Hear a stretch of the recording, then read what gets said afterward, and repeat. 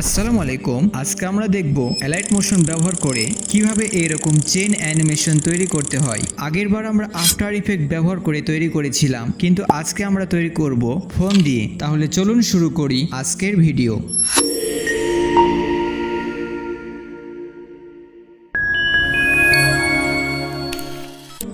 আমাদের প্রথমে একটি এইরকম পিএনজি চেইন ছবি নিতে হবে।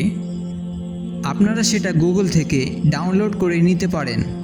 একটু ছোট করে নিব। এবার পেন টুল দিয়ে একটি শেপ আঁকব।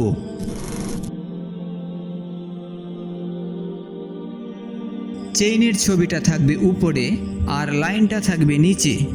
এবার চেইনে একটা ইফেক্ট দিব, repeat along path. Target on করে দিব, কাউন্ট কম বেশি করে নিব, রোটেশন ঠিক করে নিব, কি ফ্রেম দিব,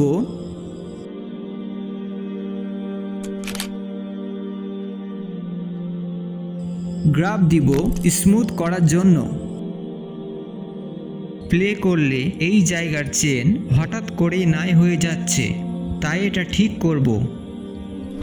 শেপ বা লাইনের উপর ক্লিক করে মাস্ক অন করে দিব, তাহলে ওই লাইন আর দেখা যাবে না। কাজ শেষ। তবে শার্পেন এবং বেবেল এমবস ইফেক্ট দিতে পারেন আরও সুন্দর দেখানোর জন্য।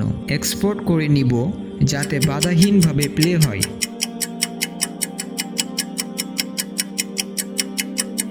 তো এই ছিল আজকে ফালতু চ্যানেলের ফালতু ভিডিওটি কেমন লাগলো আশা করি জানাবেন।